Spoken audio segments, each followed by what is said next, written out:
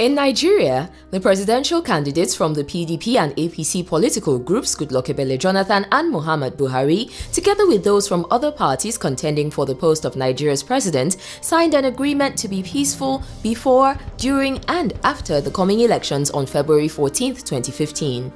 The peaceful agenda was recorded on Wednesday, the 14th of January. Some of the other presidential hopefuls present were Tunde Anifowoshe-Kelani of Action Alliance, Professor Comfort Oluremi Shonaya of Kowa Party, Dr. Rafiu Salawu of AD, Ganiyu Galadima of ACPN, ADC's Dr. Naming Ibrahim Ahmed, Ambrose Albert Owuru of HDP, Godson Okoye of UDP, Chief Chekwas Okoye of UPP, and Martin Onovo of NCP. Witnesses at the signing were retired Colonel Sambo Dasuki, INEC's chairman Professor Atahiru Jega, and the chairperson of the event, Chief Emeka Anyoku.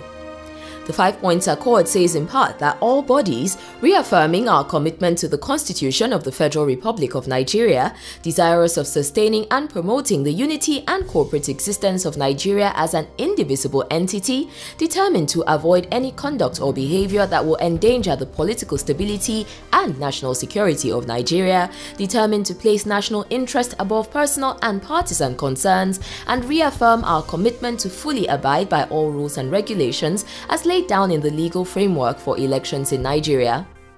And reaffirm our commitment to fully abide by all rules and regulations as laid down in the legal frameworks for elections in Nigeria, hereby commit ourselves and our party to the following: to run issue-based campaigns at national, state and local government levels. In this we pledge to refrain from campaigns that will involve religious incitement, ethnic or tribal profiling, both ourselves and agents acting in our names, to refrain from making or causing to make our names or that of our party any public statements, pronouncements, declarations or speeches that have the capacity to incite any form of violence before, during and after the elections.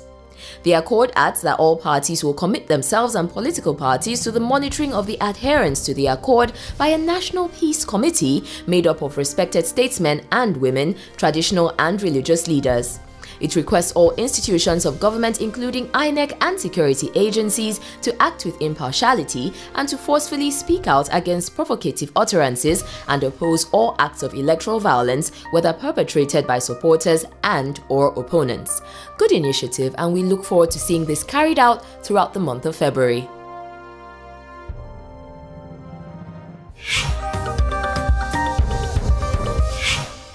Still on news about Nigeria, according to the Foreign Aid Minister of Denmark, Mogens Jensen, the Danish government will assist victims of the Boko Haram insurgency with the sum of $2 million.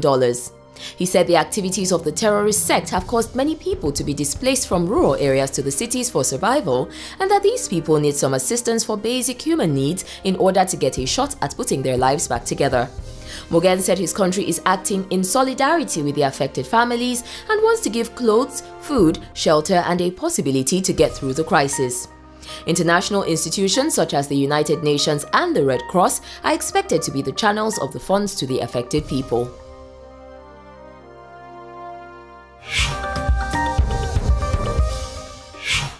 And finally, a special project has been designed to invest in the early stages of development of power projects in Africa. The vehicle, called Access Infra Africa, is the biggest privately funded of its kind and has an interesting ambition. It intends to develop a plan which realizes a portfolio of power assets in the continent valued at $500 million. The project will be implemented by Access Power MEA, a power project developer based in Africa and the Middle East, and EREN, a top renewable energy outfit. The CEO of EREN Development, David Kosha, is quoted as saying, "Access Infra Africa perfectly illustrates EREN's strategy of developing renewable projects in areas of the world where renewable energy represents a competitive answer to growing local energy needs, such as Africa. We are thrilled to bring our global expertise in the field of renewable energy to Access world-class team and strong regional presence." The conglomerate has already recorded some achievements so far. They've managed to get a yes from Egypt's Ministry of Electricity to develop large-scale wind and solar power plants, which will form part of the first stage of the country's renewable energy procurement program.